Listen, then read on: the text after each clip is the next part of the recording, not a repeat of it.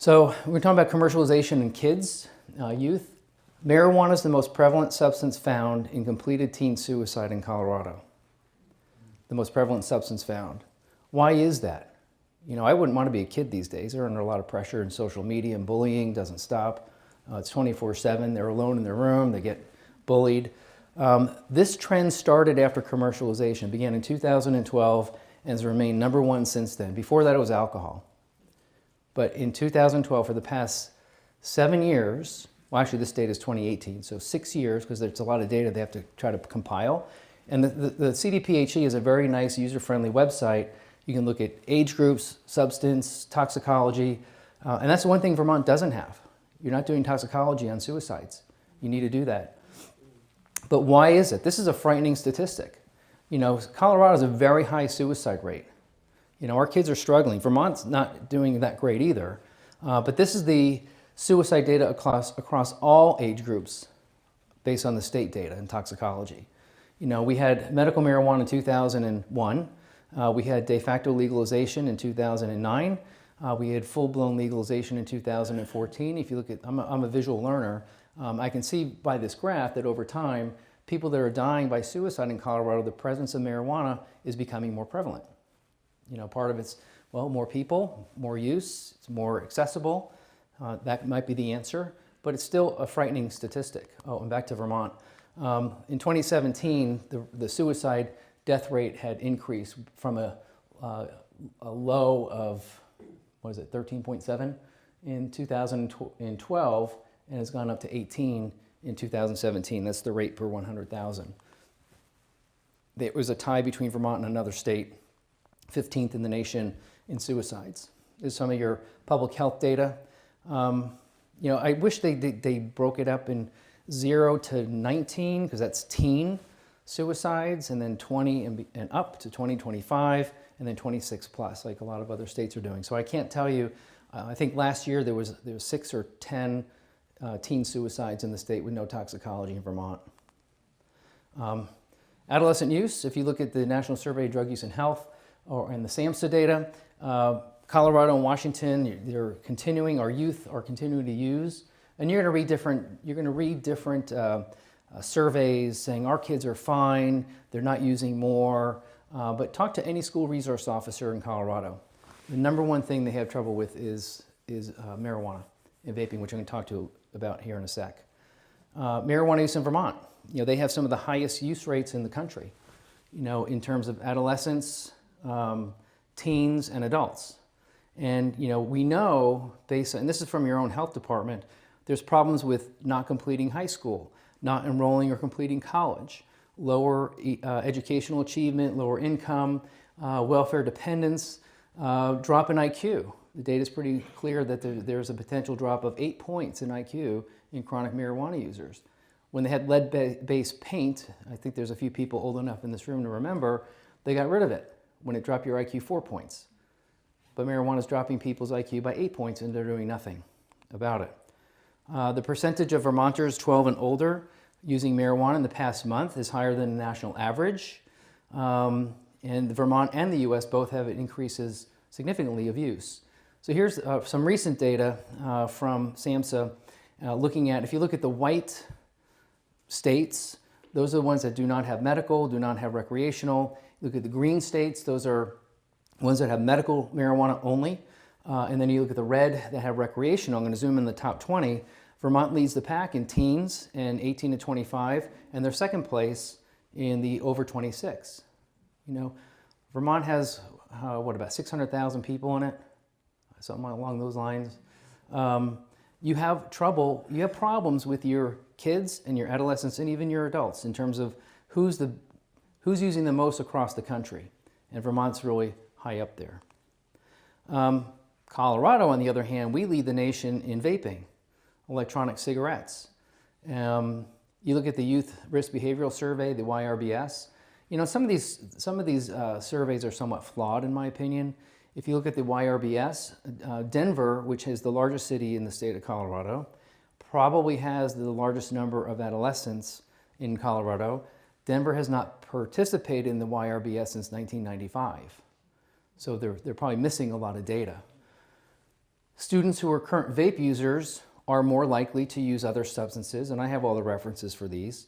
The odds of past or current marijuana use among youth who use e-cigarettes is 3.5 times higher than those who denied e-cigarette use. So legalization and commercialization increases the risk of cannabis use disorder. Commercialization is associated with more potent products and more vaping among youth. You don't want kids to be using, but they are. Vaping and marijuana, based on NIH and Monitoring the Future data, that's going up. Cannabis use in e-cigarettes is going up. That's a National Youth Tobacco Survey from last year. Breckenridge, Colorado, if anybody's heard of that, I spent a lot of time skiing there. Small town, about 5,000 people. But law enforcement, hundreds of minors, I have the reference for this, hundreds of minors caught using fake IDs in Breckenridge in 2017 trying to get pot in a town of 5,000 people, which is smaller than Montpelier. New England Journal of Medicine, people know the New England Journal of Medicine. This is data about the Healthy Kids Colorado survey, which had some intrinsic flaws in it, but you try to get as much good data as you can. So they had 45,000 kids in the state of Colorado responded to the Healthy Kids survey. Interestingly, I live in El Paso County, which is the fastest growing county in the state, was not included in the Healthy Kids survey. Jefferson County, Douglas County, that have the largest school districts in the state, were not included in the Healthy Kids survey. So they only had a 46% response rate for the state, which by CDC measures is kind of a poor survey, but it's data. And what they found is that kids that were using e-cigarette devices, not marijuana vaping devices, but e-cigarette devices, I wish this pointer worked. If you look at those kids, 1/3 of them admitted, of the 1/3 of the people that said, yes, I use an electronic vapor device, 50% said they had used marijuana in the past 30 days more than alcohol, of binge drinking more than one day in the past 30 days. So they're using marijuana more than they're binge drinking if you're using a vaping device. And it's particular to understand it's not a marijuana vaping device, but if you use a nicotine vaping device, half of the third of kids that responded say, yeah, I also use marijuana too. Some of the Vermont data, lifetime and current electronic vapor use, that's going up between 2017 and 2019. And 3/4 of the electronic vaping device kids in Vermont are using Juuls. Juul admitted to mailing over 1 million tainted cartridges across the country. They knew that. And people are dying from the EVALI, the lung illness. It happens. Between 17 and 19, they added dabbing. I don't know if anybody knows what dabbing is. I know there's probably a few in the audience. It's a very high potency marijuana product. These products are not what they were back in the 70s, where potency was down in the 3 to 5, 6% generally. But these dabs and shatters and waxes are pushing 90% plus THC. It's almost 1,000 more times potent than it was back in the 70s. And they, 8%, I think it was, of Vermont youth in 2019 said they were dabbing. So a few areas of concern were between 17 and 19, when they're vaping, particularly marijuana products among teens, is gone up from 2% to 17% in the vaping devices. This just came out earlier this week. Cura Cannabis is going to pay a penalty for dishonest conduct, misrepresenting marijuana vapes, where they said, oh, our vapes are 100% marijuana, but they weren't. They were tested and there was other added substances.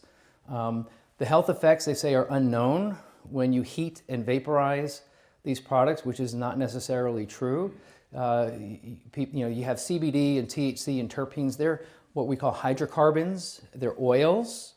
Some of the terpenes are already known lung irritants and carcinogens. And if you heat a hydrocarbon like THC, CBD, or terpene, or sesame oil, or vitamin E acetate, they will decompose into other things that are already known as harmful.